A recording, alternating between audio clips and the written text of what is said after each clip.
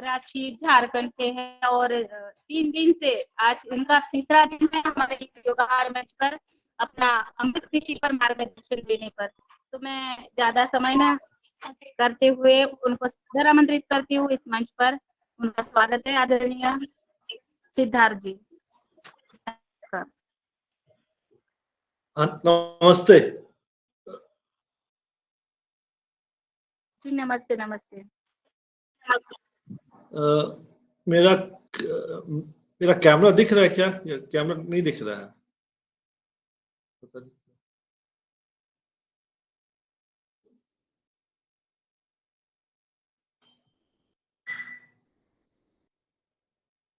नहीं दिख रहा है आपका कैमरा, ऑन नहीं है, वीडियो ऑन नहीं।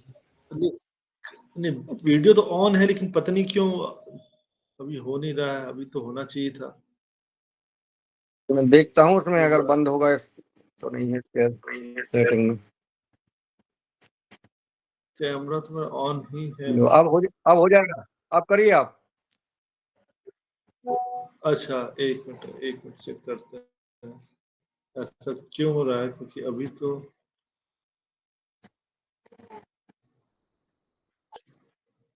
अभी भी आ रहा है, नहीं आ रहा है, अभी भी नहीं आ रहा।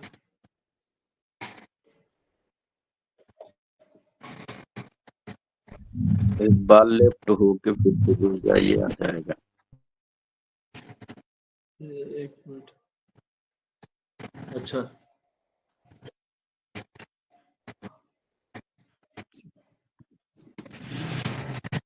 एक मिनट। योगाहार का माइक खुला है, बंद करें।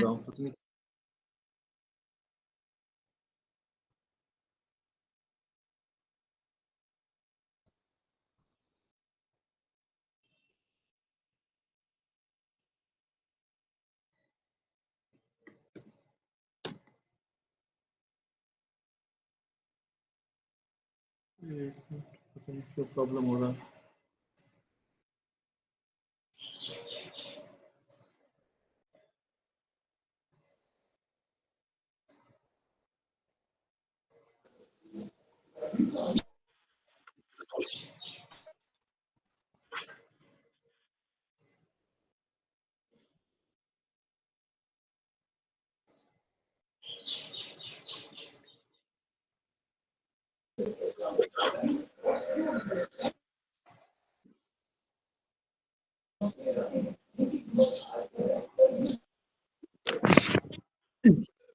ये वाले ब्राउजर में लगता परेशानी हो रही। मैं 2 मिनट में दूसरे ब्राउजर से मैं जुड़ रहा हूँ। इसमें पता नहीं क्यों वीडियो दिख नहीं रहा है इसमें मेरा, पता नहीं क्यों।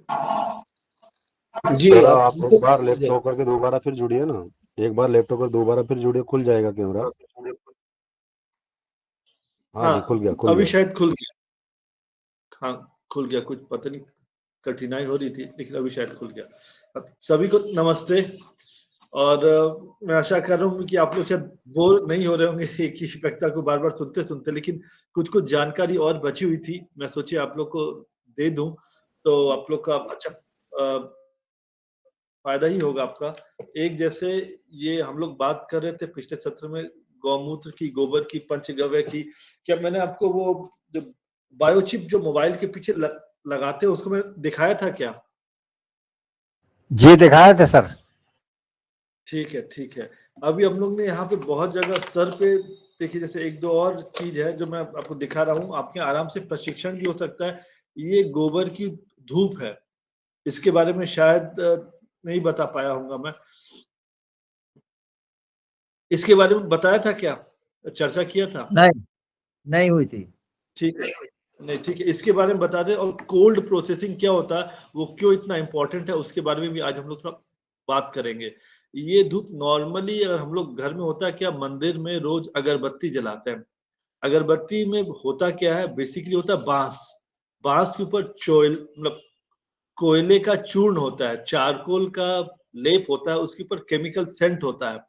वो पूरा का पूरा अस्थमा की रेसिपी है, रेस्पिरेटरी प्रॉब्लम्स का रेसिपी है।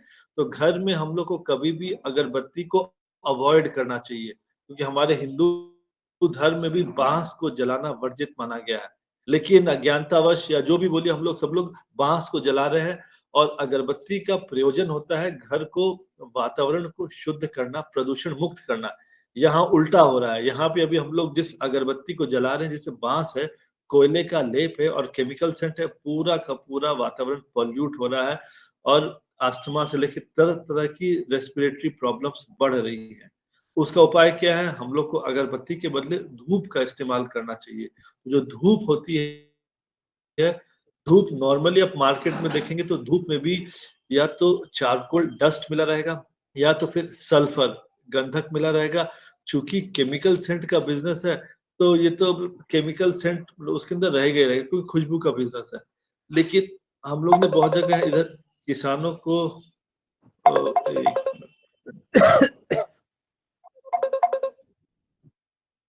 मुखर्जी जी, बांस में क्या प्रॉब्लम है? हाँ। बांस में आप बोल रहे हिंदू धर्म में बांस, हाँ, नहीं देखिए एक चीज समझिए, अगरबत्ती बांस लगाना में आप खराब समझिए, है देखिए तो मैं जो बांस को भी बुरा मानना खराब है, मेरा मानना है। बांस में हाँ, कोई नहीं दोष नहीं है। नहीं, बांस में कोई दोष नहीं है, बांस को जलाने में दोष है। अभी आप इंटरनेट पे सर्च करेंगे, अब सबके पास स्मार्टफोन है, कि बांस को जलाएंगे तो जलाने में क्या परेशानी, तभी आपको समझ में आएगा कि बैम्बू को कभी भी बांस को जलाएंगे तो उसके अंदर जो फ्यूम्स, जो धुआं निकलता है, उसके अंदर हैवी मेटल टॉक्सिसिटी है, लेड है, कैडमियम है, बहुत सारे जो हैवी मेटल्स हैं जो पॉल्यूट करते हैं और हमारे लंग्स में जाके हम लोग को नुकसान पहुंचाएंगे, वो सब उसके फ्यूम्स में निकल के आते हैं। इसलिए आप कभी देखेंगे हिंदू धर्म में मुर्दे को बांस के अर्थी पे लेके जाते हैं, लेकिन अर्थी को कभी जलाते नहीं, जलाते हमेशा लकड़ी पे ही है। तो ये हमारे यहाँ पहले से ऋषि मुनियों को पता था कि बांस को जलाने से वातावरण सब जगह प्रदूषण होता, नुकसान होता है, इसलिए बांस को जलाना नहीं चाहिए। बांस को अलग अलग चीजों में उपयोग कर सकते हैं, लकड़ी, टेबल, कुर्सी, बहुत कुछ बनाने में यूज करते थे, लेकिन बांस को जलाना नहीं चाहिए, वो बहुत नुकसानदायक है। आप लोग स्मार्टफोन सभी के पास है, इस मीटिंग के बाद नेट में सर्च करेंगे, आपको मिलेगा बांस को जलाने से क्या प्रॉब्लम होता है। इसलिए बांस को हमेशा अवॉइड करना चाहिए, बांस को जलाना नहीं चाहिए। उससे ज्यादा बेटर हमेशा हमारे यहाँ धूप, गोबर के कंडे वो हमेशा यूज होते थे, उसको जलाने से आप देखेंगे हैवी मेटल टॉक्सिसिटी नहीं आएगा उसको, इसलिए उसको जलाना चाहिए। तो लेकिन धूप में भी क्या है, अगर चारकोल मिक्स है तो कोयले को आप कभी भी जलाएंगे तो उसका धुआं हानिकारक रहता है, ऊपर से केमिकल सेंट है, उसमें से और प्रॉब्लम है। लेकिन हम लोग ने बहुत जगह किसानों को प्रशिक्षण दिलाया है, झारखंड में, झारखंड के बाहर भी। ये एक प्राकृतिक धूप है, ये एक ऐसी इकलौती धूप है जो 100% प्राकृतिक है। आपको दिखाने का पर्पस ये है कि अगर आप लोग चाहेंगे तो आप लोग के यहाँ भी प्रशिक्षण हो सकता है और आप लोग के भी किसानों ग्रुप में ट्रेनिंग देके 100% नेचुरल धूप का जो पर्पस है कि हमारे वातावरण को शुद्ध करना। इस धूप में सिंपल देसी गाय का गोबर है और इसमें जड़ी बूटियां मिक्स की गई हैं, जैसे जटामांसी है, कपूर काचरी है, लोभान है, चंदन पाउडर है, मतलब अलग अलग विभिन्न प्रकार के जो प्राकृतिक पदार्थ हैं। इसमें किसी भी प्रकार का कोई भी रसायन का, कोई भी केमिकल का, चाहे केमिकल सेंट हो या कोयला चूर्ण हो या गंधक सल्फर, इनमें से किसी का उपयोग नहीं किया। तो ये एक्चुअली धूप है जो हमारे यहाँ धूप में घरों में जलनी चाहिए। बनाना बहुत ही सिंपल है, बहुत कोई कठिनाई नहीं है, आराम से, मतलब इसका फॉर्मुलेशन क्या होता है, घटक क्या है, हम लोग इसमें भी बहुत सारी रिसर्च करवाई, जैसे जटामांसी को 5%, 10%, 15%, 20%, उसी तरह लोभान को, उसी तरह कपूर का, अलग अलग घटकों को, अलग अलग अवयवों पे हम लोगों ने काफी एक्सपेरिमेंट करा है और सिंपल एक तरीका निकल के आ गया कि अगर ये इस तरीके से, ये तो कॉनिकल बनाया गया है, ये इसका सांचा मिलता है मध्य प्रदेश में, गुजरात में, महाराष्ट्र में, सब जगह सांचा ले सकते हैं। और ये नहीं भी मिलता है, सिंपल आपको लेना क्या है कि ये तो कॉनिकल है, गोल वाली जो सिलेंड्रिकल जो धूप होती है उसको बनाने का तरीका क्या होता है, कोई भी जो इंजेक्शन होता है, प्लास्टिक का इंजेक्शन, उसका आगे वाला सिरा उसको आप काट लेंगे तो पतला वाला हट जाएगा, तो एक सिलेंड्रिकल ट्यूब बन जाएगा, उसमें गोबर का और इन सब चीजों का चूर्ण, मतलब एक तो बेल के अच्छे से आटा गूंद के अच्छे से मिला लेंगे। हम लोग यहाँ पे बहुत सारे अपने जो एग्रीकल्चर के फाइनल ईयर के स्टूडेंट्स होते हैं, हम लोग सबको प्रशिक्षण देते हैं कि सब बेसिक चीजें सबको सीखनी चाहिए। तो गोबर में गौमूत्र हल्का मिक्स करके सब अलग अलग जो जड़ी बूटी है अलग अलग रेशियो में मिक्स करके फिर इसके अंदर हम लोग इंजेक्शन में भर देते हैं और इंजेक्शन को धीरे धीरे दबाएंगे तो पतला सा लंबा सा आपका सिलेंड्रिकल धूप निकल के आ जाएगी। वो आपको इसके लिए सांचा, ये जो इसका जो सांचा है, तो सांचे को भी खरीदने की आवश्यकता नहीं पड़ेगी। मार्केट में चूंकि तो अच्छा दिखना चाहिए, इसलिए ये सांचा बना के यहाँ पे बहुत सारे सेल्फ हेल्प ग्रुप है, महिलाओं के ग्रुप्स हैं, उनको हम लोग ट्रेनिंग देके इसको करवा रहे हैं। तो ये एक सिंपल चीज है जो घर में वातावरण को शुद्ध करने के लिए। अगरबत्ती धूप में इश्यूज हो रहा है क्योंकि जिस धूप में अगर लिखा हुआ है कि रसायन केमिकल सेंट मुक्त है या सल्फर मुक्त है या कोयला चूर्ण मुक्त है, तब तो समझ में आता नहीं है। लेकिन चूंकि इंडस्ट्री का इतना प्रेशर है कि हमको सस्ता से सस्ता धूप बनाना है, प्रॉफिट बढ़ाना है, इसलिए लोग सब चीज मिक्स करते हैं। मिक्स तो करते हैं, उनको अपना बिजनेस करना है, पैसा कमाना है, उसमें कोई परेशानी नहीं है। लेकिन हम लोग जब इसको उपयोग कर रहे हैं तो हम लोग अपने घर को, वातावरण को शुद्ध बनाना है। इसीलिए सिर्फ देसी गाय के कंडे हैं या देसी गाय के गोबर के जो धूप है, जिसमें सिर्फ प्राकृतिक अवयव मिले हैं, कोशिश करना चाहिए उन चीजों का उपयोग करें। ये एक तो पहला चीज था जिसके बारे में मैं बताना चाह रहा था, आप लोग को जानकारी मिले कि अगरबत्ती को कोशिश करके अवॉइड करें, उसमें प्रॉब्लम है। पहला चीज है। दूसरा चीज अपन लोग बात करना चाह रहे थे लेकिन समय नहीं मिल पाया था, कोल्ड प्रोसेसिंग में और हनी में, शहद में, कुछ कुछ चीजों में जो मार्केट में अवेलेबल है लेकिन उसके बारे में हम लोग को जानकारी नहीं है, आइडिया नहीं है। एक तो समझ लीजिए जैसे ऑयल, जो तेल होता है, हम लोग जो सरसों से या मूंगफली से या कोई भी तिल है, इन सब से जो तेल निकालते हैं, तो तेल निकालने का प्रोसेस समझ लीजिए। तेल के बारे में हमने पिछले कक्षा में बात की थी क्या? नहीं बात की थी। हुई थी। हाँ, क्या भाई बोल साहब, रहे हैं? जैसे आपने ये अगरबत्ती का बोला, अगरबत्ती सभी अगरबत्तियां ये नहीं रहती कि कोयले की बनी हुई हो। कुछ आश्रम की कुछ शुद्ध अगरबत्ती हैं जो चंदन से बनाई जाती हैं, कुछ गोबर से बनाई जाती, गौमूत्र से बनाई जाती, ऐसी भी अगरबत्ती हैं मार्केट में जो शुद्ध है, बिल्कुल पवित्र, उनको अपन उपयोग में कर सकते हैं। नहीं, जी। आपने सही कहा। देखिए, जिन धूप में, देखिए अगरबत्ती तो बेसिकली बांस की स्टिक रहेगी। अब कुछ कुछ लोग लकड़ी लेके आ रहे हैं, लेकिन लकड़ी भी ठीक है, अलग चीज है, लेकिन अगरबत्ती तो नॉर्मली बांस की स्टिक के ऊपर ही लेप रहेगा। अब इसमें नहीं नहीं, बहुत आजकल अगरबत्तियां भी बांस को छोड़ के बनने लगी, सरकंडे पे बन रही है। अधिकतर अगरबत्तियां सरकंडे पे बन रही हैं। अब बांस की अगरबत्तियां लोग बात समझ गए, वो उपयोग में नहीं ले रहे। जी हो। ठीक है, बढ़िया। अब सरकंडे का क्या उपयोग होगा उसका तो मुझे नहीं आइडिया, उसका टेस्ट रिपोर्ट मेरे पास नहीं है, उसको जलाने दे क्या होता है, सिर्फ बांस का है इसलिए। लेकिन हमारे यहाँ घरों में गोबर का हमेशा उपयोग होता रहा है, इसलिए जलाने में हर एक चीज यूज होता है, उसका बहुत सारा टेस्ट हो भी चुका है, इसलिए मुझे गोबर का पता है कि हाँ, गोबर को जलाने से नहीं होगा, उसमें प्रॉब्लम नहीं है। तो इसमें नॉर्मली जैसे कोई चंदन भी मिक्स करता है तो चंदन भी या तो 2% या 3% मिक्स करेगा। और जैसे चंदन पाउडर भी लेगा तो चंदन पाउडर भी सस्ता से सस्ता, महंगा से महंगा। अब मार्केट में हर एक चीज का एक सस्ता ऑल्टरनेटिव आ गया, केमिकल सेंट में। अभी आप मार्केट में अगर कोई अगरबत्ती या धूप बत्ती लेने जाएंगे चंदन वाली, तो उसमें मतलब इतना चंदन का खुशबू आएगा तो आपको अपने आप समझ में आ जाएगा इसके अंदर चंदन का जो सेंट है, एसेंस है, वो डाला गया है। क्योंकि चंदन पाउडर आप मिक्स करेंगे तब उसको जलाएंगे तो उसकी खुशबू थोड़ी अलग रहेगी, और चंदन का एसेंस डाले रहेंगे तब आपको एक्चुअली एकदम चंदन की खुशबू आने लगेगी। तो ये सब कुछ कुछ चीजें हैं कि मतलब जो लोग लिख के देते हैं आपको, किसी आश्रम पे आपको पता है कि नहीं वो लोग गंधक को या कोयला चूर्ण नहीं इस्तेमाल करेंगे, तब तो सब बहुत बढ़िया है, उसी का इस्तेमाल करना चाहिए। लेकिन वही है कि मतलब बेस गोबर होना चाहिए और चारकोल ये सब नहीं इस्तेमाल होना चाहिए, ये ठीक रहेगा। दूसरी बात मैंने बता रहा था कोल्ड प्रोसेसिंग का। देखिए, आज के समय में जितना भी ऑयल सीड है, चाहे सरसों हो, चाहे मूंगफली हो या तिल हो, ये चूंकि हम लोग इस चीजों पे काम कर रहे हैं तो इनको समझिए, इनको इनमें से तेल निकालने का आज के समय में 3 प्रोसेस है। 3 प्रोसेस पूरे इंडिया में, क्या विश्व में भी सब जगह इस्तेमाल होती है, इंडिया में खासकर 3 प्रोसेस है। पहला हो गया सॉल्वेंट एक्सट्रैक्शन प्लांट।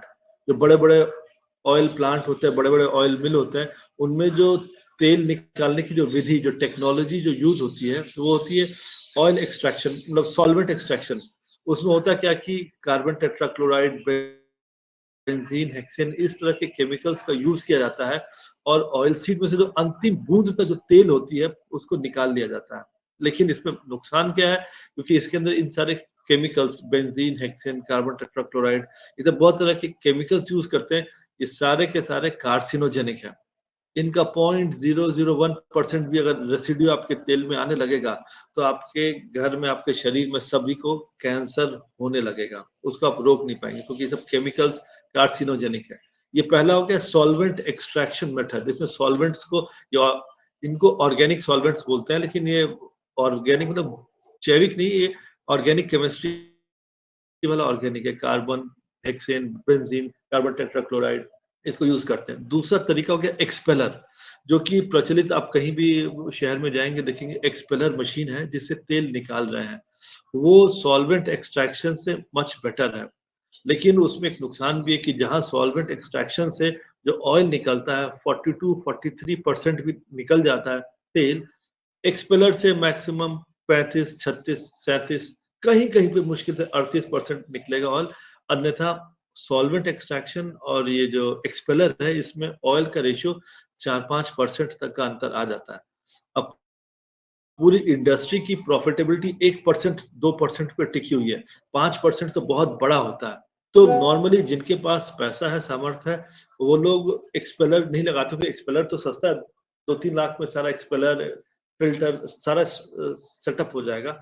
लेकिन सॉल्वेंट एक्सट्रैक्शन के लिए करोड़ों रुपए लगते हैं। तो नॉर्मल जो एक स्मॉल एंटरप्रेन्योर है, वो एक्सपेलर ही आप देखेंगे सब जगह निकालता है।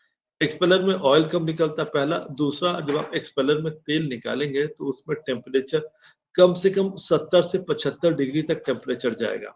अब चूंकि हम लोग न्यूट्रिशन पे सब चीज में काम कर रहे हैं, डॉक्टर्स के साथ काम कर रहे हैं, तो हम लोग को ये आइडिया मिला कि ऑयल में एक्सट्रैक्शन के दौरान अगर टेम्परेचर 25 डिग्री से ऊपर हो जाता है तो उसके अंदर सैचुरेटेड फैटी एसिड्स बनने लगेंगे, जो आपके हार्ट में ब्लॉकेज करेंगे और जो आपको शरीर में नुकसान देंगे ही देंगे।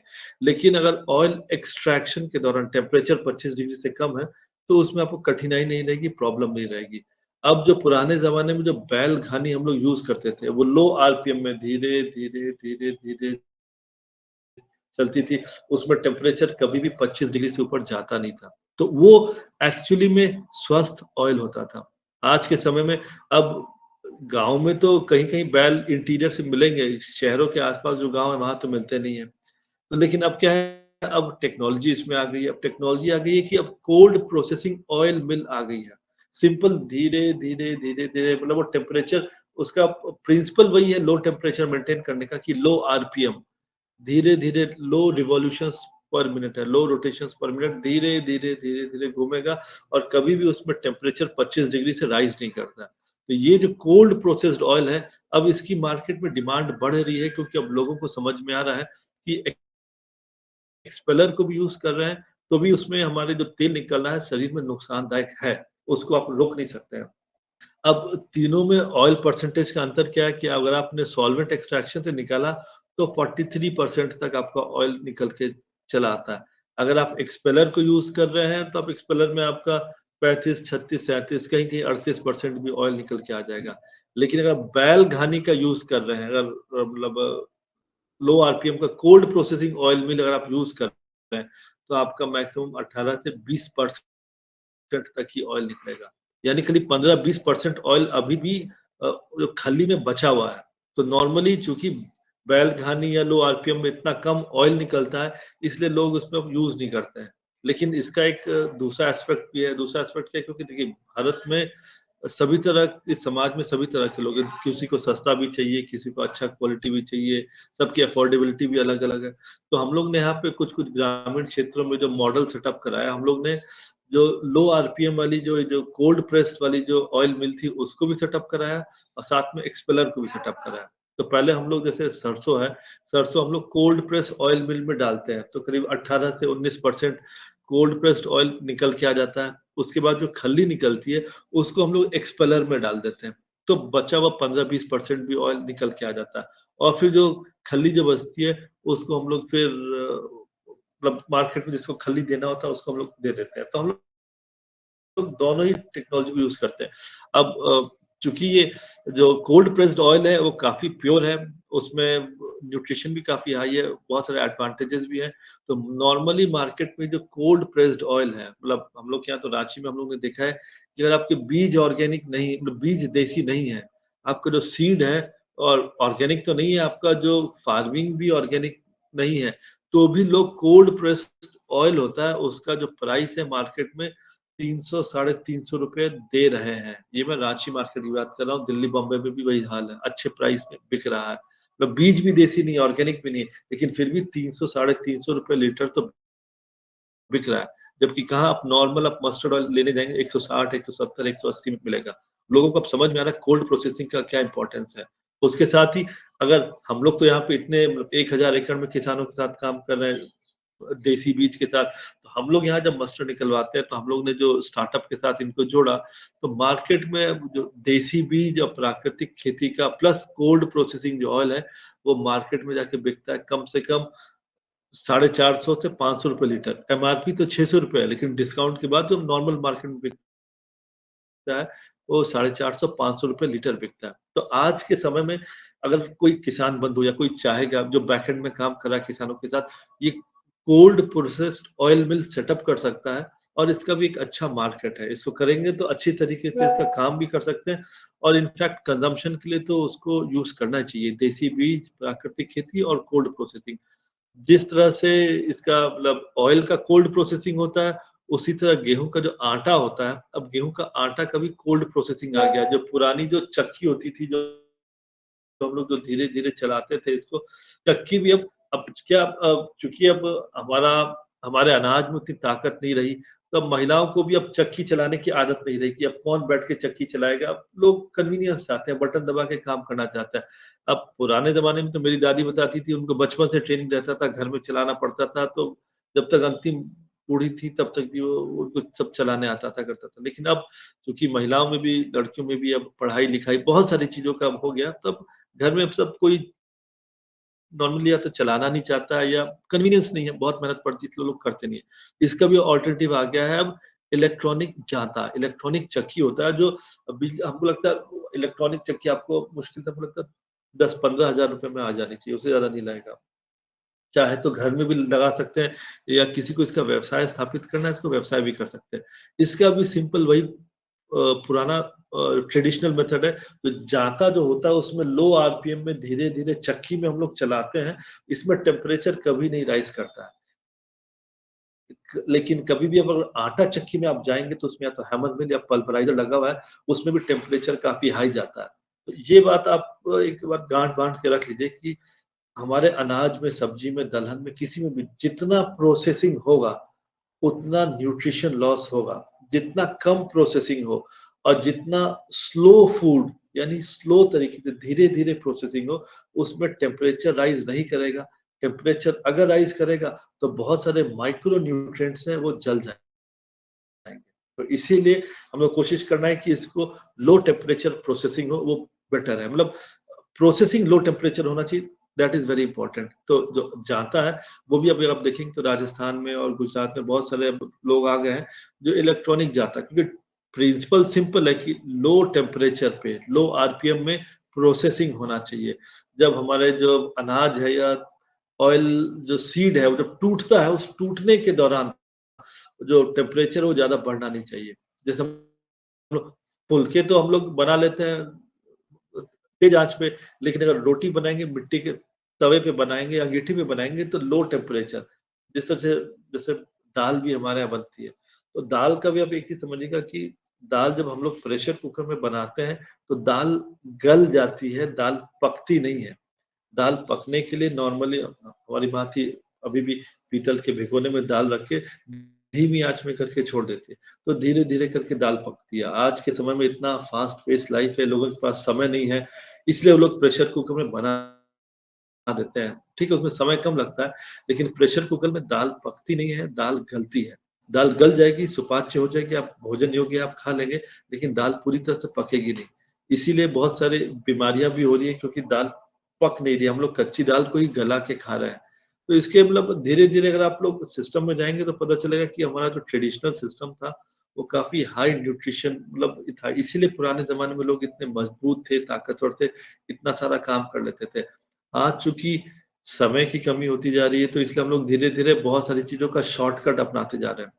तो इसमें आज के समय में मेरा मानना है कि जो पुराने जो हमारे जो सिस्टम थे उनको बहुत सारी चीजों को लागू तो नहीं कर सकते, लेकिन उनके बेसिक प्रिंसिपल्स कि उन प्रिंसिपल्स के कारण क्यों लोगों का स्वास्थ्य अच्छा रहता था उसको समझ के यथाशक्ति जितना संभव हो अपने जीवन में उतारना चाहिए। जहाँ जहाँ ये कोल्ड प्रोसेसिंग वाली चाहे दाल हो, मतलब अगर आप कोई चाहेगा, मैंने तो यहाँ पे देखा है दिल्ली के आसपास लोगों ने जो जो आटा चक्की होती है, 5 आटा चक्की को एक साथ लगाया, नीचे एक स्पिंडल से जोड़ दिया और एक बटन में 5 चक्की लगातार एक साथ चल रही है। वो लो आरपीएम में धीरे, तो उन्होंने व्यावसायिक तौर पे इसको एस्टैब्लिश किया है और कोई भी जाके वहां भी देख सकता है, राजस्थान में वहां भी जाके देख सकता है। एक छोटे एंटरप्राइज के रूप में कोल्ड प्रोसेसिंग अभी सब जगह रिक्वायरमेंट आ रही है। तो अगर हम लोग बीज देसी का उपयोग करें, प्राकृतिक खेती, जैविक खेती का उपयोग करें और प्रोसेसिंग में कोल्ड प्रोसेसिंग करेंगे, तो ये हम लोग के अच्छा एक व्यवसाय भी हो सकता है और हमारे स्वास्थ्य के लिए भी काफी इम्पोर्टेंट है। और अभी तो चीजें तो बहुत सारी है, लेकिन फिर भी 7:29 हो रहा है। मैं सोचा कि अभी आज कोई प्रश्न होता, आज मैं समय पे ही 7:30 तक ही कंक्लूड करूंगा, ताकि कल भी एक दो लोगों का प्रश्न छूट गया था, मैं बता नहीं पाया था, इसलिए मैं बोला कि नहीं, आज मैं पहले 7:30 पे इसको कंक्लूड करूंगा। हाँ, अब कुछ प्रश्न है तो बताइए। हाँ, रमेश चंद जी ने रेज किया हाथ। हाँ, पूछिए सर। जी ओम, सदन को नमन। आज भी बहुत अच्छी चर्चा चल रही सर। 2 प्रश्न है मेरे। पहला तो है ये कोल्ड प्रेस आटे पर, और ये इसमें पोषक तत्व की मात्रा जैसे आपने कहा है, और चूंकि आपके पास बहुत सारी रिसर्च भी है, तो सर जैसे हम चक्की में पिसाते हैं जब, तो उसमें कितने प्रतिशत पोषक तत्व नष्ट हो जाते हैं, और जब हम कोल्ड प्रेस में पीसते हैं तो कितने पोषक तत्व बचते हैं? जियो। हाँ, ठीक है। देखिए, होता क्या कि बहुत सारे जो माइक्रो न्यूट्रिएंट्स होते हैं वो हाई टेम्परेचर पे जल जाते हैं। तो इसका एक स्टडी तो कराया हुआ था, मैं देखता हूँ कहीं अगर स्टडी होगा तो मैं आप लोग के साथ शेयर कर दूंगा। मुझे अभी अचानक ध्यान नहीं आ रहा, लेकिन हाँ, इतना तो है कि बहुत सारे पोषक तत्व बिल्कुल खत्म हो जाते हैं, जल जाते हैं। और आज के समय में अगर आप डॉक्टर लोग जो रिसर्च में उनसे बात करेंगे तो वो लोग बताएंगे कि आज के समय में जो मेजर जो डिजीजेज है, जो बीमारियां जो हम लोग के अंदर हो रही हैं, वो माइक्रो न्यूट्रिएंट की कमी के कारण हो रही है। अभी तक जितना एग्रीकल्चर प्रोडक्शन हुआ सबका बेस था कि कार्बोहाइड्रेट बढ़ाना है, लोगों को ऊर्जा चाहिए, कार्बोहाइड्रेट बढ़ाना है और प्रोटीन बढ़ाना है। तो जितना एग्रीकल्चर रिसर्च डेवलपमेंट हुआ कार्बोहाइड्रेट इंक्रीज करने के लिए, प्रोडक्शन बढ़ाने के लिए हुआ, लेकिन उसका प्रादुर्भाव नुकसान ये रहा कि माइक्रो न्यूट्रिएंट्स पे किसी ने ध्यान नहीं दिया, वो बहुत सारे खत्म होने लगे। तो आज के समय में डॉक्टर्स का यही कहना है कि मेजर जो बीमारी अगर हमारे अनाज में माइक्रो न्यूट्रिएंट्स है, अगर वो वापस आ जाए तो फिर हमारे शरीर में बहुत सारी बीमारियां अपने आप ठीक हो जाएंगी और उसको कंट्रोल भी कर सकते हैं। तो इसीलिए कितना परसेंट हुआ वो तो मुझे आइडिया मतलब याद नहीं आ रहा है, रिसर्च एक बार देखनी पड़ेगी, लेकिन हाँ, इतना तो आइडिया है कि हाँ, हाई टेम्परेचर में करेंगे तो बहुत सारे माइक्रोन्यूट्रिएंट्स चल जा रहे हैं। जी जी ओम। और दूसरा प्रश्न यह है सर, जैसा आपने अभी कहा, अगर सॉरी सर, अगरबत्ती के संबंध में, तो आपके रिसर्च में वो कौन से तत्व मतलब जो आपने मिला है जिससे सबसे अच्छी अगरबत्ती बनती है? जियो। देखिए, इसके अंदर कपूर के अंदर क्या है कि जैसे आपका ये गोबर तो होना ही चाहिए, गोबर तो बेस मटेरियल है, उसमें अगर कपूर का इस्तेमाल करेंगे या कपूर काचरी का, तो वो आपको डिसइंफेक्टेंट बहुत बढ़िया करती है। और एक दो और जड़ी बूटी है जो मतलब वातावरण को शुद्ध करने में काम आती है। मैं एक बार देख लेता हूँ मेरे पास, क्योंकि हम लोग ने तो रिसर्च कराया हुआ, अभी अचानक मुझ पे ध्यान नहीं आ रहा, लेकिन वो उसको यूज करेंगे तो मतलब गोबर तो बेस है, और कपूर काचरी, कपूर और एक दो और अव्यय है, उनको इस्तेमाल करेंगे तो आपका मतलब डिसइंफेक्टेंट भी बढ़िया होगा और खुशबू भी बढ़िया आएगी। जी, तो सर ये दोनों जो है यदि आप डाल देंगे तो हम इसको निकाल लेंगे, और जो आपने पहले डाला वो उसको हमने पढ़ा भी है, समझा भी है, तो ये अच्छा रहेगा। जी ओम सर। हाँ, नहीं, ठीक है, ठीक है, मैं इसको डाल दूंगा। और किन्हीं का प्रश्न था? आदरणीय बने सिंह जी। हाँ, बने सिंह। जी आदरणीय, नमस्कार है। नमस्ते। मेरा तो ऐसा निवेदन था कि आपके पास जैसे बड़ी क्वांटिटी में किसी चीज की रिक्वायरमेंट है क्या? जैविक उत्पादन हो गया, ये जंगल वाली जो प्राकृतिक शहद हो गई, मोरिंगा, चिया सीड, औषधि खेती से लेकर के जैविक उत्पादन के लिए कोई भी रिक्वायरमेंट आपके पास आई क्या अभी तक बड़ी? नहीं, हम लोग ने मतलब रिक्वायरमेंट हमारे पास नहीं आती है। हम लोग ने जो स्टार्टअप है, स्टार्टअप के साथ किसानों के ग्रुप्स को जोड़ दिया है। तो वो उनके साथ जो स्टार्टअप जिनके बारे में मैंने बताया था कि वो लोग फिर जहाँ क्लस्टर बन रहे हैं, बढ़ रहे हैं, उनके साथ काम करते हैं और उनके उत्पादों का मार्केटिंग करते हैं। तो उससे किसानों को भी फायदा, उनको भी फायदा। तो हम लोग की कोई रिक्वायरमेंट नहीं है। हम लोग ने जो स्टार्टअप्स को प्रमोट कराया है विश्वविद्यालय की तरफ से, उनको हम लोग जी जी जी। और एक चीज में आपको ये कल में हम लोग बात कर रहे थे NVAGR का। एक मिनट में आपको उसका लिंक है, एक मिनट में लिंक शेयर करके एक मिनट वो मैं दिखा दूं, आप देखेंगे।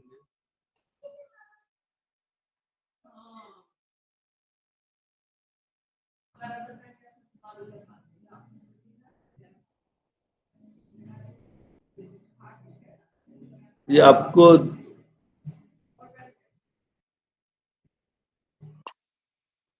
ये जो मैं जो कल जो बता रहा था कि जो भारत सरकार की जो संस्था है NVAGR, national bureau of animal genetic resource, यहाँ पे आपको पूरे के पूरे जितनी भी देसी ब्रीड्स हैं, देसी ब्रीड्स भारत में, अमृत महल, बचौर, बरगुल, डांगी, देवनी, गिर, कहाँ किस एरिया में है, ये टोटल ये भारत सरकार की वेबसाइट है, इसके अंदर दिया हुआ है। 30 ब्रीड तक तो बहुत पहले इन्होंने फिक्स कर दी थी। उसके बाद पिछले कुछ वर्षों में ये सब नई मतलब जो जिन ब्रीड्स का क्लासिफिकेशन है, ब्रीड्स तो पुरानी लेकिन क्लासिफिकेशन अब इन लोग का नामकरण नया हुआ है। बद्री है, लखीमी है, लद्दाखी है, ये सब अलग अलग ब्रीड है। तो अभी आज की तारीख में 53 30 और 23 53 इंडियन ब्रीड्स हैं, जिनका ये इंडियन नेटिव कैटल ब्रीड्स है। ये भारत सरकार की वेबसाइट है। अगर आप चाहेंगे तो इसके बहुत सारी जानकारी आपको एक मिनट यहाँ भी मिलेगी। आपको NVAGR का पोस्टर है, एक मिनट, ठीक है। इसके एक पोस्टर भी है इंडियन ब्रीड्स का। अभी आप एक बार सर्च करेंगे तो भी आपको पोस्टर्स भी आपको मिल जाएंगे इसके।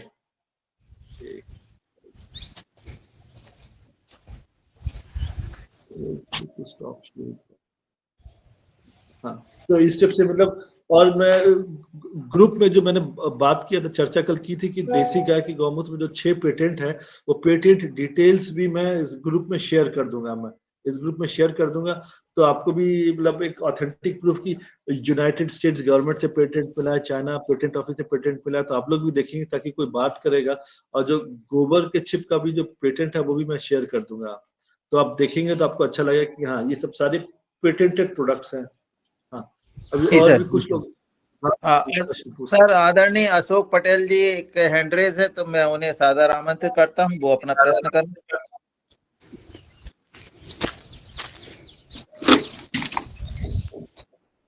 आदरणीय अशोक पटेल जी। जी ओम। हरिओम। हाँ, मेरा प्रश्न ये है कि ये जो घानी का तेल है जो कोल्ड प्रोसेस होता है, और ये चक्कियां ये उपलब्ध हो सकती है क्या तो लगाने के लिए? हाँ, घर के लिए? हाँ हाँ हाँ, बिल्कुल।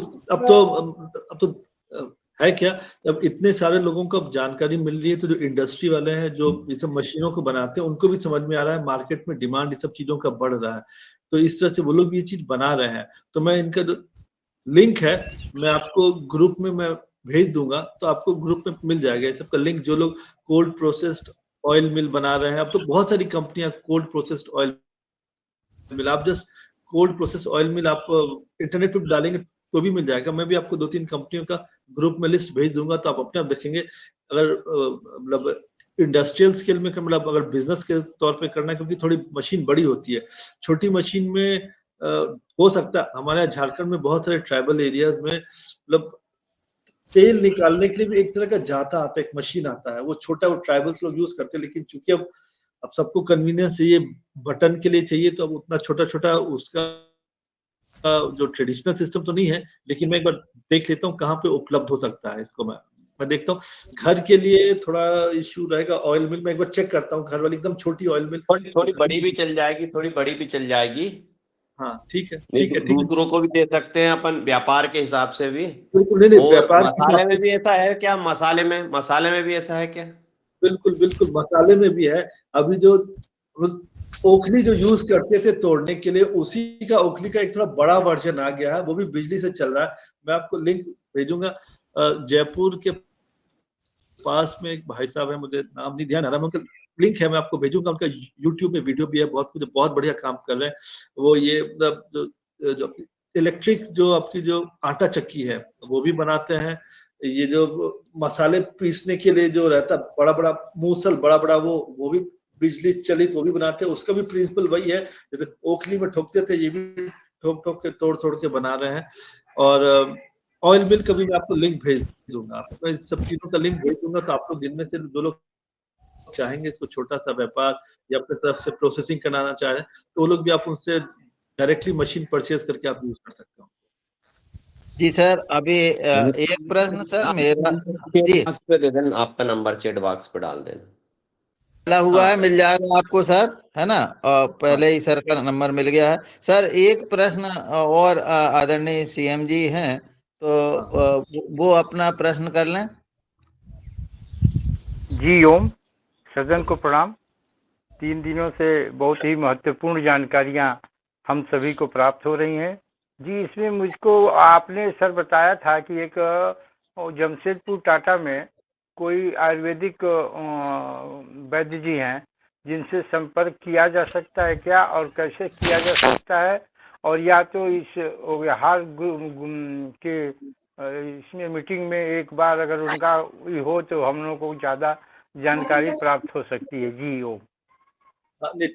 ठीक है, मैंने हरेंद्र जी से अनुरोध किया है कि अगली बार कल परसों कभी भी मैं उनको, जो डॉक्टर मदन सिंह कुशवाहा हैं, मैं उनसे भी अनुरोध करूंगा। आप लोग का जब सहूलियत रहेगी आप बताइएगा, तो उनको अनुरोध करके उनको भी इस सवेरे की बैठक में बुला सकते हैं, ये इस चर्चा में बुला सकते हैं। तो वो भी रहेंगे, जमशेदपुर से जुड़ जाएंगे। तो वो क्या कार्य कर रहे हैं वो, ठीक है, मैंने तो एक छोटा सा आपको जानकारी दी कि इस तरह की, तो वो तो इतने वर्षों से कर रहे हैं, इतने बढ़िया काम कर रहे हैं। तो आप लोग उनके मुख से स्वयं सुनेंगे तो और अच्छा लगेगा। तो आप लोग का जब सहूलियत रहेगी, कब बुलाना आप बोलेगा, तो मैं उसी हिसाब से कुशवाहा जी से मैं अनुरोध करूंगा कि वो भी एक दिन आके अपना पत्र लेंगे, तो आप लोग अच्छा रहेगा। जी अगर आपसे बात करना हो तो समय कौन सा उपयुक्त रहेगा? जी ओम। क्या वो कुशवाहा जी से कब बात करना है या मेरे से कब बात करना है? आपसे सर। तो नॉर्मली मेरे से बात, हाँ नॉर्मल मेरे से कभी भी बात करना, आप दिन में कभी भी फोन कर सकते हैं। कभी कभी होता है जैसे अभी मैं मीटिंग में हूँ, तो अभी जैसे 2-3 फोन आया तो मैं फोन नहीं उठा पाया। कभी मैं क्लास लेक्चर ले रहा हूँ, तो कभी मैं नॉर्मली अगर रहता हूँ तो फोन नहीं उठा पाता हूँ, लेकिन मैं बाहर निकलता हूँ तो मैं जनरली हमेशा कॉल बैक कर लेता हूँ। तो दिन में कभी भी फोन कर सकते हैं, उसमें ऐसा कोई कठिनाई नहीं। ठीक है सर, धन्यवाद सर। ठीक है, तो ठीक है। बहुत बढ़िया अच्छी चर्चा। बुक वगैरह सर बनाई अभी है क्या आपने? सर एक मिनट, कन्हैया लाल जी पहले तो माइक बंद कर लें, आपके कारण बहुत डिस्टर्ब हो रहा। और अब मैं आदरणीय शरद वर्मा जी को बुलाता हूं, वो अपना प्रश्न करें। सर आपका कोई बायोलॉज बनाया है क्या आपने? बहुत अच्छी चीजें कल बताई थी, जल अमृत के जैसे कोई अगर आपकी कोई बुक्स हो या आपने इस टाइप का कोई निकाला हो सर, तो अच्छा नहीं ठीक बहुत है, अच्छा है। हम लोग नहीं ठीक है, हम लोग क्योंकि बहुत सारी जो महिलाओं की ग्रुप होते हैं सर, तो वहाँ पे उन लोगों को एजुकेशन करने के लिए अगर आपकी कोई छोटी छोटी बुक्स निकले तो वो बहुत महत्वपूर्ण हो सकती हैं। ठीक है, आपने अच्छा सुझाव दिया। असल में हम लोग किसानों के बीच में इस स्तर पे काम कर रहे हैं। तो देखिए, agriculture is something like applied science. Academics थोड़ा कम ही होता है ना, learning by experience, learning by doing. तो आप अमृत जल बनाएंगे, एक दो बार आप बना लेंगे तो आपको अपने आप याद हो जाएगा, समझ में आ जाएगा, क्योंकि बहुत कठिनाई चीज है नहीं। अमृत मिट्टी भी हो सकता है, शुरू में आप किताब पढ़ेंगे, या हम लोग तो बहुत सारे पैम्पलेट्स है, बहुत चीजें बनाए हैं ताकि किसानों को ट्रेनिंग देते हैं, लेकिन उसके बाद उनके पास कुछ रहे भी पढ़ने लिखने के लिए, तो वो हम लोग देते हैं। तो जो पैम्पलेट होता है उसका मैं स्कैन करके PDF करके मैं ग्रुप में दे दूंगा। तो आप लोग उसको पढ़ लेंगे, अमृत जल अमृत मिट्टी बनाने का तरीका होता है, तो आप पढ़ लेंगे, अच्छा रहेगा, उसमें कोई कठिनाई नहीं। हालांकि मैं यूट्यूब का लिंक ये सभी भेज दूंगा ताकि आप वीडियो भी देख सके, लेकिन सबसे बढ़िया तरीका होता है कि आप एक बार अपने से खुद बनाएं, मतलब वो ठीक है मैं आपको यूट्यूब वीडियो भी दे दूंगा, कोई दिक्कत नहीं, लेकिन अमृत जल तो बहुत सिंपल, आप ऐसे भी घर में स्वयं निर्माण कर सकते हैं। अमृत मिट्टी के लिए थोड़ा गाइडेंस चाहिए होता है कि मतलब आप किसी ना किसी के माध्यम से, आप क्योंकि वो बनाने में 6 महीना लगता है, वो तो इसलिए आपको बीच बीच में जाना पड़ेगा, देखना पड़ेगा। तो अगर आपके नजदीक में अगर देवास में बजवाड़ा हो, वहां आप जा सकते हैं, या रांची आना तो वहां भी आ सकते हैं। हालांकि जो प्रोसेस है मैं पैम्पलेट में भेज दूंगा जिसमें अमृत मिट्टी बनाने का भी पूरा प्रोसेस दिया हुआ है। और मेरे जो टीचर थे जो दीपक सुजदे जी थे, उनकी किताबें कुछ लिखी हुई है जिसमें अमृत जल अमृत मिट्टी बनाने पूरी फिलोसफी, मतलब वो प्लांट प्रोडक्शन टेक्नोलॉजी की बात नहीं करते थे, वो प्लांट फिलोसफी की बात करते थे कि पौधों की एक फिलोसफी होती है, किस तरह से उनके साथ सोचना है। आप लोगों ने पता नहीं कभी जगदीश चंद्र बसु का नाम सुना है नहीं सुना है, उन्होंने एक्सपेरिमेंट किए थे, मतलब ये हमको इंडिपेंडेंस से पहले की बात है, वो काफी फेमस साइंटिस्ट थे जगदीश चंद्र बसु, और उन्होंने जब एक्सपेरिमेंट किया तो उस वक्त आइंस्टाइन से लेके बहुत सारे लोग साइंटिस्ट लोग बैठे हुए थे, उन्होंने दिखाया ये कि पौधों में भी जान होती है। उसके पहले लोग पौधों में जान नहीं समझते थे, पौधों में हार्ट बीट होती है, पल्स होती है, ये बहुत सारी चीजें उन्होंने बताई थी जिसको नॉर्मली उस समय के वैज्ञानिक मानते नहीं थे, लगता था घास फूस है, इसके अंदर कोई कुछ नहीं है। तो लेकिन बहुत एक्सपेरिमेंट किए। तो हमारे जो गुरुजी थे, जो दीपक सुजदे जी भी थे, वो भी प्लांट फिलोसफी की बात करते थे, जो हमारे परंपरा में दिया है कि अगर तुलसी को भी तोड़ना है तो पहले हाथ जोड़ के प्रणाम करते हैं, उनसे परमिशन मांगते हैं, तब तुलसी के पत्तों को तोड़ा जाता है। ये नहीं कि अगर तुलसी घर में चाय बनानी तो गए तोड़ के खींच के लेके आ गए। तो वो एक हमारी जो परंपरा जो फिलोसफी थी, वो कहीं ना कहीं मुझे लगता है धीरे धीरे वापस आ रही है, लोगों को समझ में आ रही, जानकारी हो रही, क्योंकि बीमारियां बहुत सारी परेशानियां बढ़ गई हैं। जो वेस्टर्न लेड एजुकेशन रहा है, जो क्या जैसे सिंपल हम लोग बोलते हैं, आज हम लोग आज के समय में जो भी लैपटॉप है, मोबाइल है, या हमारा शर्ट पैंट है, या जो भी आज जो हमको नौकरी मिली हुई है, जो पैसा मिल रहा है, सब सब इंडिया की टेक्नोलॉजी से मिला है, ये भारत की टेक्नोलॉजी से नहीं है। तो हम लोग का इंडिया के साथ कंफर्ट लेवल बहुत हाई है, हम लोग इंडिया को समझते हैं क्योंकि उसी के इंग्लिश लैंग्वेज पढ़ के लिख के नौकरी मिली, इतना बिल्डिंग बन रहा है, सब इंडिया की टेक्नोलॉजी है। तो भारत हम लोग को बहुत कम समझ में आता है। वो कभी पंडित जी आते, कुछ मंत्र अपना फूंक के चले जाते हैं, तो वही कुछ वही कहीं ना कहीं भारत, लेकिन फिर भी अभी भी भारत हम लोग के सभी के घरों में है। कैसे है? हमारी महिलाओं ने उनको अभी भी बचा के रखा है। हमारे जितने व्रत त्योहार, जितने भी शादी, जितने भी अच्छे कार्य होते हैं, सब हिंदी पंचांग के हिसाब से होते हैं। तो अभी भी हमारा भारत है, हम लोग सभी के घर में है, हम लोग को आइडिया नहीं है। तो अभी आज जो जरूरत है, आज हम लोग बहुत सारे लोग इस कार्य में जुटे हुए हैं कि जो हमारी भारतीय परंपराओं का कितना साइंटिफिक बेसिस था, उसको सीखने, समझने और साइंटिफिक वैलिडेशन की आवश्यकता है, ताकि हम लोग आज के समय में जो परेशानी, चाहे मानसिक स्तर पे हो, चाहे शारीरिक स्तर पे हो, फिजियोलॉजिकल स्तर पे, जिस स्तर पे भी हम लोग परेशानी को झेल रहे हैं, अगर हमारी पुरानी जो पुरातन जो सांस्कृतिक सभ्यता है उसको समझने लगेंगे, उसका साइंस समझने लगेंगे, तो हमारी बहुत सारी परेशानियां, इतना जो न्यूक्लियर फैमिलीज हो रही है, उसका बच्चों में मेंटल टेंशन हो रहा है, बूढ़े लोगों अब अकेले रह रहे हैं, इतना परेशानी हो रही है। तो धीरे धीरे अब सोशल साइंस में भी इतना रिसर्च हो रहा है, काम हो रहा है कि हमारे जो परिवार है, अगर परिवार जितने टूटेंगे, जितना न्यूक्लियर फैमिली होगी, उतना अपना जो आगे वाला आने वाला जनरेशन है वो दिग्भ्रमित होगा, वो और खराब होगा। और जो बूढ़े लोग जिनके पास इतना एक्सपीरियंस है, उनके एक्सपीरियंस का लाभ नहीं ले पाएंगे हम लोग। तो इसलिए अब पूरी एक मुहिम चली कि नहीं, इनफैक्ट हम लोग तो संघ से भी जुड़े हुए हैं, सभी स्तर पे जुड़े हुए हैं, और तो सब जगह एक मुहिम है कि नहीं, अपनी जो फैमिली थी, जो जॉइंट फैमिली थी, उसको पहचानना, उसको समझना और उसको वापस हमारे सिस्टम में लेके आना कि नहीं, न्यूक्लियर फैमिली इतना जो वेस्टर्न लेड एजुकेशन का हो गया, उससे बहुत नुकसान हुआ है, स्वास्थ्य पे, शरीर पे, मानसिक स्तर पे, सोशल स्तर पे, सामाजिक स्तर पे बहुत नुकसान हुआ। उसको किस तरह से हमारी जो जॉइंट फैमिली थे उनको वापस लेके आना। हाँ ठीक है, अब दिक्कत है, परेशानी है, वापस कोशिश कर रहे हैं लाने का, लेकिन हाँ ठीक है, बहुत से लोगों का आ रहा है, लोग इसका अब बेनिफिट्स भी देख रहे हैं, इसके फायदे भी देख रहे हैं, बहुत हो रहा है। तो हम लोग भी उसी मुहिम में लगे हुए हैं, आप लोग भी उसी मुहिम में लगे हुए हैं, एक और एक बन के 11 होगा ही होगा। सब लोग हम लोग अपने स्तर पे कार्य कर रहे हैं, अच्छा रहेगा। एवं सर एक प्रश्न और है आदरणीय कन्हैयालाल जी से मैंने निवेदन किया कि माइक बंद कर लें, माइक बंद नहीं किया है। सर, ये आपने पेटेंट के संबंध में जो जानकारी दी, एक चाइना पेटेंट और ये, तो मुन्नीलाल ये सर दोनों बंद कर में देंगे ना अंतर। माइक को। मुन्नीलाल सर जी आप बंद कर दीजिए ना माइक को। कन्हैया लाल का बार बार हम बंद कर देते, बार बार खोल रहे हैं कन्हैया लाल पवार जी, प्लीज हम चलो, बंद हटा कर देते, आप खोल लेते। चलिए, वो लेफ्ट हो गए हैं और माइक के कारण जो भी उनको। तो सर, दोनों पेटेंट जो है अलग अलग है, इनका क्या महत्व है और इनकी क्या प्रक्रिया है जी? हो अच्छा, ये देखिए पेटेंट मेरे पास अभी, एक मिनट रुकिए, मुझे एक बार पेटेंट खुला हुआ है, एक मिनट में इसको देखने दीजिए। इसको मैंने पेटेंट खोल के रखा हुआ था, लेकिन पता नहीं कैसे शेयर करना वो हो नहीं पा रहा है। एक मिनट रुकिए, मैंने पेटेंट खोल के रखा था, सोचा था आज मैं दिखाऊंगा, लेकिन कैसे होगा, एक मिनट में कोशिश कर रहा हूँ इसको। इसका इसका पीडीएफ है, पीडीएफ खुला हुआ है। एक मिनट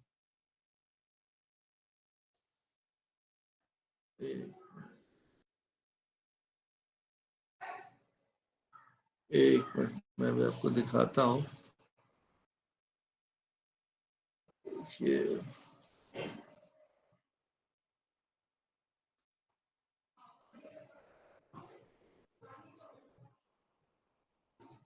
ये पेटेंट का डिटेल खुला, क्या आपको दिखाई दे रहा है क्या? दिख रहा है? हाँ, क्या बोल रहे हैं? दिख रहा है सर। हाँ, दिख रहा है। ये देखिए, अ composition of redistilled cow urine distillate for protecting and or repairing DNA from oxidative damages and a method thereof। ये 2010 में यूनाइटेड स्टेट से पेटेंट मिला था। नीचे आप असाइनी में देखेंगे, council of scientific and industrial research, new Delhi. ये इसमें के अंदर नाम दिया कि भारत सरकार को मिला है, भारत सरकार की संस्था है CSIR, उसको मिला है ये पेटेंट। ये अब तो संघ की जो नागपुर में जो गौशाला है, गौ विज्ञान अनुसंधान केंद्र, वहां पे सुनील मानसिंह का भाई साहब है, उनका देखिए, उनका भी नाम लिखा हुआ है, सुनील मानसिंह का उनका नाम पे लिखा हुआ है। ये देखिए, एक पहला पेटेंट है। ये दूसरा पेटेंट 2007 में मिला है। ये synergistic fermented plant growth promoting bio control composition, ये देसी गाय के गौमूत्र का ये मिला हुआ है। ये आप इसको देखेंगे, ये काउ यूरिन डिस्टिलेट है, गौमूत्र as a bio enhancer of anti infective anti cancer agents and nutrients, इसको भी पेटेंट मिला हुआ है। इसको अगर आप देखेंगे, काउ यूरिन डिस्टिलेट है as a bio enhancer of anti infective anti cancer, मतलब ये उसके दवाई को रोकता भी है, मतलब बीमारी को रोकता भी है, और वो एंटीबायोटिक की तरह काम करता है, ये भी है। तो ये सब सारे पेटेंट जो डिटेल्स है, मैं अभी किन्नेकर दीदी हैं, उनको मैं फॉरवर्ड कर दूंगा, तो वो आपके ग्रुप में सब जगह डाल देंगी वो। तो ये, और अच्छा, मैंने आपको सर, मेरा प्रश्न ये था कि चाइना और जो USA के पेटेंट है, इनमें क्या अंतर है? जैसे देवलापार हम गए थे तो उन्होंने कहा था कि चाइना पेटेंट है, अमृत जल जो है वो चाइना से पेटेंट है। अच्छा, ठीक है। देखिए, वो जो देखिए, हर एक देश का एक पेटेंट का ऑफिस होता है, कि जैसे भारत का जो पेटेंट ऑफिस है, भारत में अगर कोई बाहर की कंपनी आएगी, यहाँ पे अपना सामान बेचेगी, तो उसको देख के दूसरी कंपनी तुरंत बनाने लगेगी। लेकिन अगर बाहर की कंपनी अगर कोई यहाँ पे आई है, उसने भारतीय पेटेंट ऑफिस में अप्लाई करके उसको भारत से पेटेंट मिल गया है, तो फिर दूसरी कंपनी उस प्रोडक्ट को यहाँ नहीं बना पाएगी बिना उसके परमिशन लिए या बिना रॉयल्टी दिए हुए। तो उसी तरह CSIR ने US पेटेंट ऑफिस से और चाइना पेटेंट ऑफिस से पेटेंट लिया हुआ है, कि ऐसा नहीं कि हमारे यहाँ भारत में तो पेटेंट है, लेकिन अगर यूनाइटेड स्टेट्स में कोई इसको देख के अपने नाम से पेटेंट करा ले तो दिक्कत है, कठिनाई। अब चूंकि यूनाइटेड स्टेट है, यूरोपियन यूनियन है, चाइना है, कुछ कुछ ऐसी कंट्रीज है जिनका पेटेंट ऑफिस जो नॉर्मली सभी जगह मान्य है। तो US में अगर पेटेंट ऑफिस मिल गया तो वो नॉर्मली सभी जगह मान्य हो जाता है। तो इसीलिए वो US पेटेंट ऑफिस है, चाइना पेटेंट ऑफिस, उन्होंने पेटेंट दिया कि उस देश में कोई इस चीज को बना नहीं सकता है, मतलब इसको कोई अपने नाम से पेटेंट। जैसे कभी आपने सुना होगा हल्दी का या नीम का, कि हल्दी में इतनी सारी एंटीबायोटिक प्रॉपर्टीज है, नीम में इतनी सारी एंटीबायोटिक प्रॉपर्टीज है, सब चीज था, तो उसको कुछ लोगों ने मिलकर US में पेटेंट के लिए अप्लाई कर दिया। जैसे हल्दी में एंटीबायोटिक प्रॉपर्टीज आज से करीब 25 साल पहले की बात है, कुछ वैज्ञानिक थे, उनको पता चला कि भारतीय हल्दी में इतना बेनिफिट है, तो उन्होंने अपने नाम से पेटेंट यूएस में अप्लाई कर दिया। तो फिर यहाँ पे एक लेडी थी, उनका नाम शिवा, वंदना शिवा, वो चूंकि इंटरनेशनली रेनाउंड थे, उनको पता चला, उन्होंने इंटरनेशनल कोर्ट में उसके अगेंस्ट में केस कर दिया। फिर भारत सरकार जगी, फिर उन्होंने भी उसके ऊपर कोर्ट केस में सहयोग दिया, फिर हल्दी पे पेटेंट रुक सका।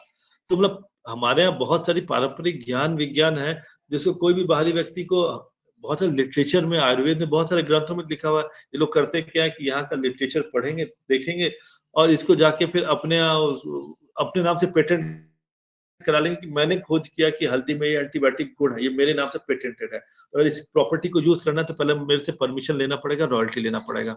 इस चीज का चक्कर पेटेंट का होता है। तो इस चीज को लेकर उन्होंने काफी फिर हुआ। तो अभी मतलब पेटेंट ये भारत सरकार की संस्था ने पेटेंट किया हुआ है, यानी इंडियन पेटेंट मिला हुआ है। इसको यूएस से भी मिला हुआ है, चाइना से भी मिला हुआ है, कि कोई और दूसरा ऑर्गेनाइजेशन या कोई संस्था या कोई इंडिविजुअल अपने नाम से पेटेंट नहीं ले सकता कि गौमूत्र में एंटी कैंसर एजेंट है, इसका मैंने खोज किया है।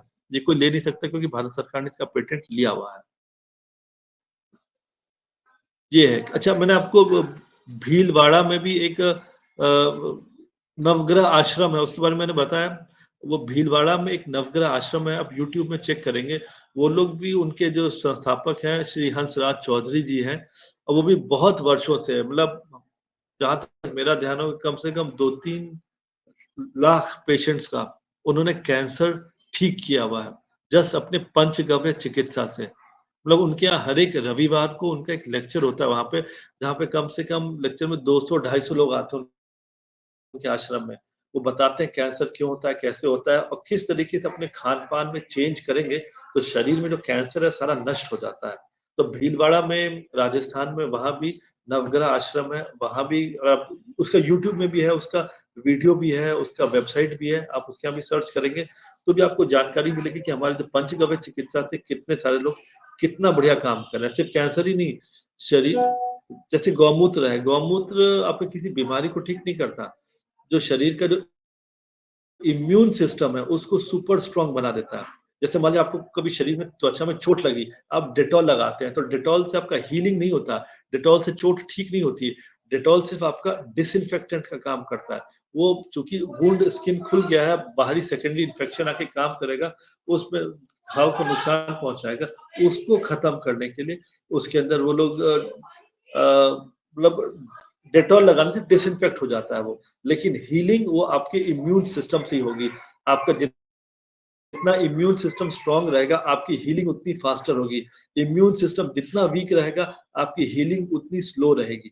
इसीलिए गौमूत्र जो काम करता है वो किसी पर्टिकुलर बीमारी पे नहीं काम करता। गौमूत्र आपके इम्यून सिस्टम को सुपर चार्ज कर देता है, सुपर स्ट्रांग कर देता है, जिससे सारी बीमारियां अपने आप, शरीर में जो भी व्याधि है, जो भी प्रॉब्लम है, धीरे धीरे अपने आप सब ठीक होने लगती है।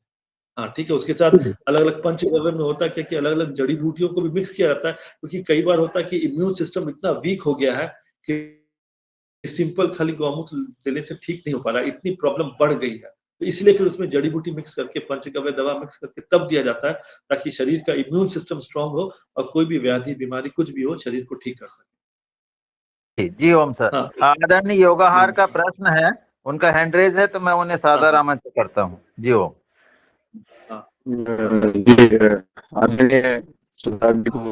आपकी आवाज अच्छी नहीं आ रही है। योगाहार, आपकी आवाज अच्छी नहीं आ रही। अरे योगाहार का तो है सब पूरा, नाम भी दिख रहा है, मैं देख तो रहा हूँ योगाहार। हाँ, नहीं ठीक है। मेरी आवाज अभी आवाज ठीक आ रही है? जी, उनको आवाज नहीं आ रही थी। हाँ, अभी एकदम ठीक आ रही है। हाँ। मैं मुन्नीलाल जनसेवक, टीकमगढ़, मध्य प्रदेश से हूँ।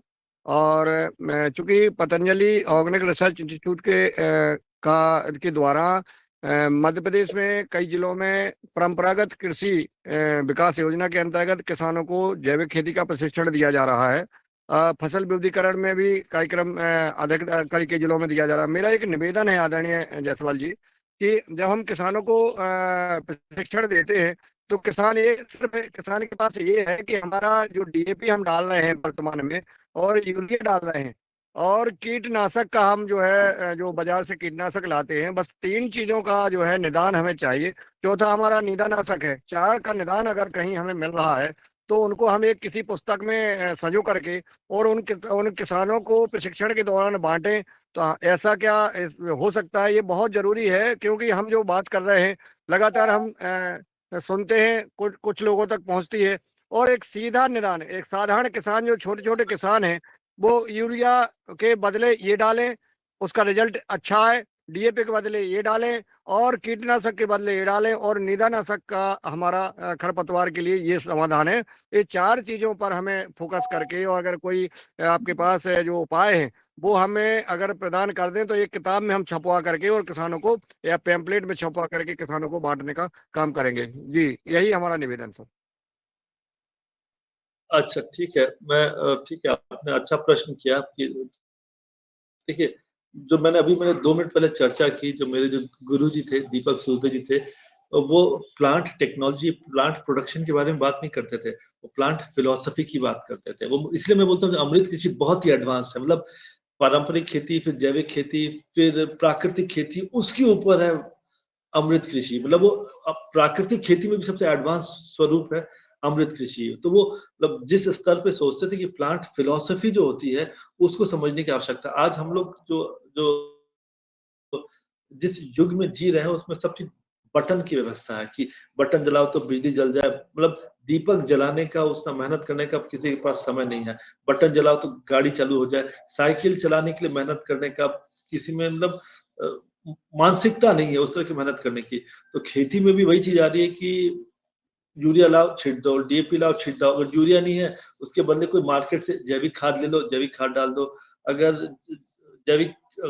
रासायनिक कीटनाशक का उपयोग नहीं करना है तो मार्केट से कोई जैविक कीटनाशक है उसको ले लो। लेकिन मार्केट में उपलब्ध तो है, लेकिन बहुत ही हाई कॉस्ट है। रासायनिक खाद या कीटनाशक से कंपेयर करेंगे तो कम से कम 10 गुना 20 गुना ज्यादा उनकी कीमत है। उसके अंदर भी देखेंगे वही सूक्ष्म माइक्रोब ही है, जीवाणु ही है। अगर उसको हम लोग अपने खेतों में बना ले तो, लेकिन अब वही है कि आज के स्तर पे हम लोग जब किसानों के साथ काम, तो आप जो परेशानी झेल रहे हैं, हम लोग भी शुरू में ये परेशानी हम लोग भी झेलेंगे। किसान लोग सिंपल बोलते हैं आपका यूरिया का क्या अल्टरनेटिव है, डीएपी क्या अल्टरनेटिव है। हमारा सिंपल एक सुझाव था, हम लोग उस तरीके से नहीं काम करते। हम लोग करते हैं, अगर किसान के पास 1 एकड़ जमीन है तो हम लोग बोलते हैं जो 10 डिसमिल जमीन होती है, मतलब उसकी जमीन का 10वां भाग वो हमारे अनुरूप खेती करे। हाँ, थोड़ी मेहनत बढ़ जाएगी, अमृत जल बनाना पड़ेगा। फील्ड में हम लोग तो क्या किया कि जैसे 200 लीटर का ड्रम है उसमें हम लोग अमृत जल बनाते थे। अगर खेत में छोड़ देंगे तो उठा के ले जाएगा। हम लोगों ने क्या खेत में गड्ढा खोदा, कम से कम 3.5 फीट का, 3.5 फीट गड्ढा खोद के जो ड्रम होता है, ड्रम को जमीन के अंदर गाड़ दिया कि जमीन से सिर्फ 1 फुट ऊंचा बाहर है, बाकी पूरा जमीन के अंदर। उसी में हम लोग अमृत जल बनाते थे। हम लोग ने किसानों को कहा कि हम लोग जिस तरीके से प्राकृतिक खेती, जिस तरीके से बात कर रहे हैं कि सिर्फ गोबर खाद डालना है और मतलब अमृत जल डालना है, और हाँ ठीक है, जैसे अलग अलग फसलों के लिए अलग अलग पैकेज ऑफ प्रैक्टिस होता है वो हम लोग बनाते हैं। जैसे धान का है, धान का हम लोग, क्योंकि धान यहाँ झारखंड में बहुत जगह प्रिवेलेंट है यहाँ, तो धान का हम लोग ने पैकेज ऑफ प्रैक्टिस बनाया है कि हम लोग किस तरीके से प्राकृतिक खेती कर रहे हैं उन किसानों के लिए जिनका अभी तक अमृत मिट्टी नहीं बना है। जो प्राकृतिक खेती से भी अगर धान देसी बीज से करना चाह रहे हैं तो उसका पैकेज ऑफ प्रैक्टिस क्या हम लोग हिंदी में बनाया हुआ है, वो भी एक डॉक्यूमेंट है, वो भी मैं आप लोग को शेयर कर दूंगा। तो आप देखेंगे तो समझ में आ जाएगा अलग अलग किस स्टेजेस में। लेकिन हाँ, ये जो किसान की जो साइकोलॉजी होती है, जो मेंटालिटी होती है, उस पे बात करनी पड़ेगी कि अगर आपको हर एक चीज बटन की व्यवस्था में चाहिए तो आपका कॉस्ट बहुत हाई हो जाएगा। अब उतना में आप मार्केट में आप सामान नहीं बेच पाएंगे, आपका नुकसान हो जाएगा। उससे अच्छा है देसी गाय। मतलब एक चीज तो मूल मंत्र याद रखिए, अगर कोई किसान खेती कर रहा है और उसके पास अगर देसी गाय नहीं है तो फार्मिंग सस्टेनेबल नहीं हो पाएगी, फार्मिंग प्रॉफिटेबल नहीं हो पाएगी, नहीं कर पाएगा। इसलिए अगर उसको खेती में प्रॉफिट कमाना है, पैसा कमाना है, तो देसी गाय रखना पड़ेगा। गाय नहीं तो बैल रखना पड़ेगा। अगर देसी गाय है तो A2 मिल्क, A2 घी है, उससे भी अच्छा पैसा कमाएगा। प्लस गोबर गौमूत्र बेच के भी पैसा कमाएगा। और गोबर तो खैर अमृत है ही है, उसको तो यूज करेगा ही करेगा। तो अगर वो अमृत जल, जैसे हम लोग सिंपल छोटा सा उपाय, जैसे हम लोग करते क्या है कि सप्ताह में एक बार गौमूत्र का स्प्रे फसलों में कराते हैं 1:5 रेशियो में, यानी 1 पार्ट गौमूत्र 5 भाग पानी। मतलब सप्ताह में एक बार हमारे फसलों में स्प्रे किसान करता है। स्प्रे करने का मतलब अगर स्प्रे मशीन हो तब तो ठीक है, नहीं तो बाल्टी में लिया और तीली वाली झाड़ू से लेके उसको वैसे करके छिड़क देगा। तीली वाली झाड़ू भी नहीं है तो कोई पत्ते पेड़ की डाल तोड़ लेगा जिसमें पत्ती लगी हो उसी को भिगो के उसको भी छिड़क देगा। लेकिन गौमूत्र सप्ताह में एक बार जाना चाहिए। गौमूत्र में फंगीसाइड का भी काम करता है, बैक्टीरियासाइड का भी काम करता है, और चूंकि यूरिन है, यूरिक एसिड है, वो यूरिया का भी काम करेगा। जैविक खाद कीटनाशक, तो गौमूत्र का जो उपयोग है जितना बढ़ाएंगे, मतलब हम लोग का तो कहना है गोबर से 10 गुना ज्यादा ताकत गौमूत्र की है। प्लस अभी तो एंटी कैंसर की कितनी सारी प्रॉपर्टीज निकल के आ रही है। तो गौमूत्र हमारे किसान लोग उपयोग नहीं करते हैं। गौमूत्र, गोबर फिर भी ट्रक का ट्रक, ट्रैक्टर का ट्रैक्टर खरीद लेगा, गौमूत्र खरीदने से नॉर्मली मिलता नहीं है। इसीलिए गौमूत्र, गाय तो किसान को देसी गाय अपनी रखनी ही पड़ेगी। वो रखकर जब रहेगा, गौमूत्र नीचे इकट्ठा करने का सिस्टम बना देगा, नाली जैसा जो स्लोप होता है, स्लोप करके नाली में इकट्ठा होता रहेगा। गौमूत्र इकट्ठा करेगा, सप्ताह में एक बार गौमूत्र स्प्रे करेगा और नॉर्मली अमृत जल और गोबर का उपयोग करेगा। तो 10 डिसमिल जमीन पे उस पहले हमारे हिसाब से हमारे अनुरूप खेती करके देखे। जब 1-2 क्रॉपिंग सीजन निकलता है तो अपने आप देखता है कि सिंपल अगर गोबर खाद और अमृत जल या गौमूत्र का स्प्रे किए तो भी प्रोडक्शन उतना खराब नहीं हुआ, अच्छा प्रोडक्शन हुआ और खाने में स्वाद आया। बस इस चीज का ध्यान रखना है। जो 10 डिसमिल जमीन जो करेगा उसमें, और बाकी जो 90 डिसमिल जमीन में एक ऊंची मेड़ होनी चाहिए ताकि दोनों का पानी एक दूसरे में नहीं जाए। तो पानी अगर चला जाएगा तो फिर वही ढाक के 3 पात, फिर वही वापस सारा यूरिया वाला पानी चला जाएगा, फिर मुश्किल हो जाएगी, प्रॉब्लम हो जाएगी। तो कभी भी किसानों के समूह के साथ बात करें तो ये देखें कि 10 डिसमिल की यदि 1/10वां भाग किसान अपने अनुरूप गोबर खाद, अमृत जल और गौमूत्र स्प्रे से काम करे, ताकि एक क्रॉपिंग साइकिल जब बीत जाएगा उसका अपने आप कॉन्फिडेंस आ जाएगा, फिर अपने आप वो 20 डिसमिल 30 डिसमिल। अभी वो होता क्या है कि सीधे वो तर्क पे आ जाता है कि नहीं यूरिया का क्या अल्टरनेटिव है, डीएपी का क्या अल्टरनेटिव है। तो तर्क का कुतर्क हो सकता है, उसका कोई जवाब नहीं हो सकता। ये प्लांट एक फिलॉसफी है, खेती बाड़ी बटन दबाने का सिस्टम नहीं, एक फिलॉसफी है जिसको समझने की आवश्यकता है कि हमको अपने खेत में जाके खेत में क्या उर्वरा शक्ति है, कितना गोबर खाद डालना है, कितना अमृत जल डालना है। वो धीरे धीरे जो किसान जब खेत से जुड़ता जाएगा तो आत्मीयता जुड़ती जाएगी। इसीलिए हमारे यहाँ सबको धरती को माँ कहा गया है। मेरे दादाजी कभी भी जब सो के उठते थे तो जमीन पे पैर रखने से पहले उसको अपने माथे से लगाते थे, हाथ से छूते थे कि धरती माँ है। ये हमारी परंपरा, फिलॉसफी थी। तो किसान को भी फिलॉसफी समझ में आता है, लेकिन अभी एक प्रॉब्लम है कि एक पूरी एक न्यू जनरेशन आ गई है किसानों की, जो उसको मतलब एक जैविक प्राकृतिक खेती समझानी पड़ी, सिखानी पड़ी, जबकि ये तो परंपरागत चली आ रही है। पूरी एक न्यू जनरेशन